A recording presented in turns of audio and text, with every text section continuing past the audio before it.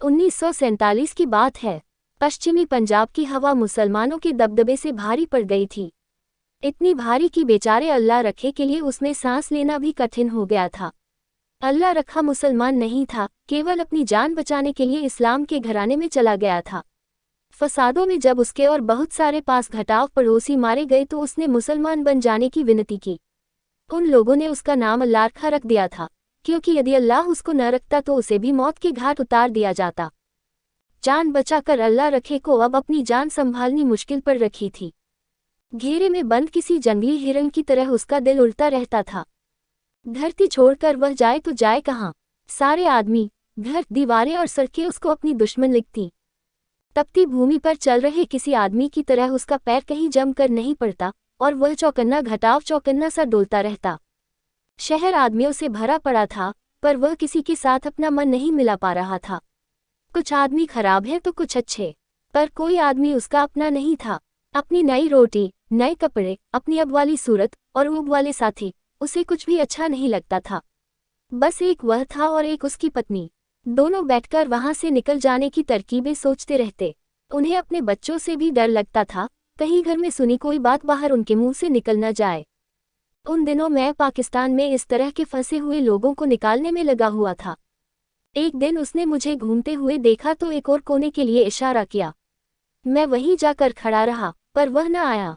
वह मुझसे बातें करते हुए भी डरता था, शायद वहां खड़ा हुआ देखकर ही कोई गोली न मार दे।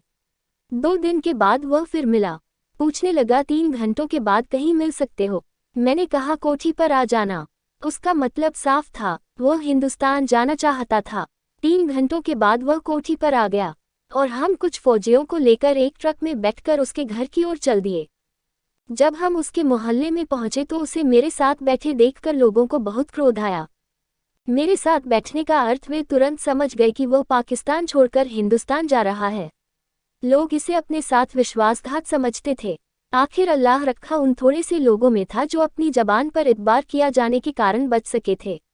उन्होंने उसे इसलिए तो नहीं छोड़ा था कि वह कुछ दिनों के बाद ट्रक में बैठकर हिंदुस्तान चला जाए।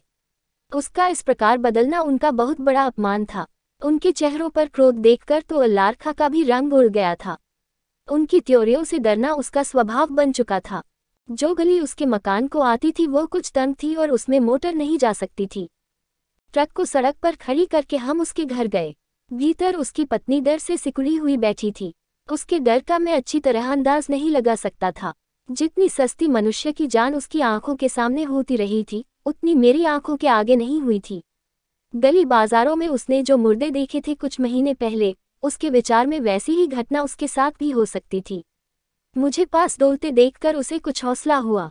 उनका सामान बंधा पड़ा था और वे चलने के लिए तैयार थे। केवल एक छोटी लड़की की प्रतीक्षा थी जो स्कूल गई हुई थी। वह भी तभी आ गई। मम्मी सलाम अलैकुम, उसने आकर स्कूल में मिली शिक्षा के अनुसार कहा। नहीं बेटी, अब सत श्री अकाल कह, हम अब हिंदुस्तान जा रहे हैं। अल्लारखी की पत्नी ने उसका शुभ समाचार देकर गोद में उठा लिया और फिर सीधे सामने देखकर जैसे उसके भविष्य में झांक कर देख लिया हो, कहा, अब तेरा विवाह वहीं करेंगे। सारे मोहल्ले में और आसपास के मोहल्लों में खबर फैल गई और लोग अल्लारखा को जाते हुए देखने के लिए इकट्ठे होने लगे। कुछ लोग गली की दीवार से सटकर खड़े हो गए और कुछ दीवार पर चढ़कर बैठ गए। कुछ और दीवार के पीछे से झांक रहे थे और कई अपने कोठों और चौबारों पर से देख रहे थे। गली में खड़ों में से कुछ के पास राइफलें भी थीं और उनकी गर्दन में पड़ी गोलियों की लैयां चमक रही थीं। यदि ऐसे समय राइफलों का दिखावा न किया तो उनका लाभ क्या। सारा वातावरण काफी शरारत भरा और भयानक बना हुआ था। अब सामान को ट्रक में रखने का काम होना था। किसी मजदूर या किसी पड़ोसी का हाथ लगवाने का प्रश्न ही नहीं था। मेरे सामान उठाने में मेरी अफसरी पर बात आती थी और यदि फौजी सामान उठाने लग जाते तो हम सभी की जान को खतरा था। इसलिए इस काम के लिए अल्लारखा अकेला ही था। रजाया दुलाइयां उसने गठरी में बांध ली थीं और बर्तन बोरियों में भर लिए थे। 1-2 ट्रंक कपड़ों के थे। जो अल्लारखा सामान के नग घटाव उठा कर ले जा रहा था। आसपास खड़े दर्शकों का क्रोध बढ़ता जा रहा था। कभी वे आपस में लड़ने लग जाते, तुमसे कहा था कि न कि इसको भी ठिकाने से लगा दो। अब बताओ, एक आदमी दूसरे से कह रहा था। अरे अब मिटा देते हैं शक, अभी भी क्या बिगड़ा है। उनमें से एक ने उत्तर दिया। इस प्रकार की बातें सुनकर मुझे भी डर लग रहा था। वह जगह इतनी तंग और खुली हुई थी कि बिना मारने वाले का पता लगे कहीं से भी गोली आ सकती थी। पर हम वहां से पूंछ दबाकर नहीं भाग सकते थे क्योंकि हमारे दौड़ने से उनके हौसले बढ़ सकते थे और उनका जब्त टूटने का खतरा था। रुक रुक कर के सामान खत्म हुआ। आखिरी फेरे में उसकी पत्नी को भी मैं साथ ही ले आया। मेरी समझ में अब उनके बेकाबू होने के पहले हमारे पास केवल इतना समय ही था कि हम ट्रक में बैठकर निकल जाएं। ट्रक में बैठने से पूर्व लारखा की पत्नी ने सामान पर निगाह फेंकी। कुछ चीजें उनमें नहीं थीं। वह गागर और बटलोई नहीं लाए तुम? वह काहे में बंधी हुई थी? बंधी तो नहीं थी, वे तो ऐसे ही रखी थी। वह नहीं आ सकती अब।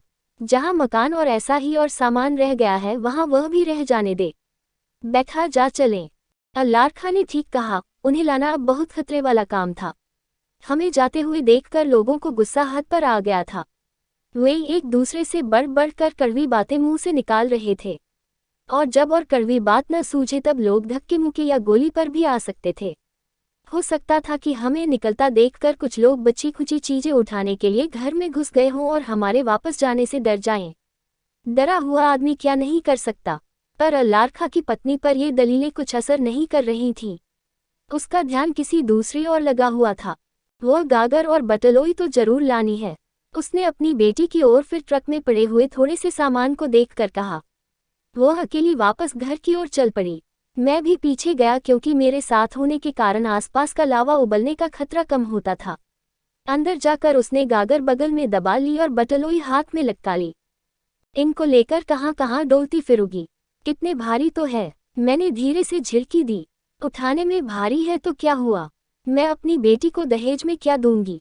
वापस आते हुए उसके पैर धरती पर मजबूती से पड़ रहे थे और चाल मजबूत थी। उसकी दृढ़ता का प्रभाव सभी पर पड़ रहा था। ट्रक में आकर उसने बेटी को गोद में उठा लिया और ट्रक पर बैठकर उसने एक लात गागर पर और एक बटलोई पर पसार दी।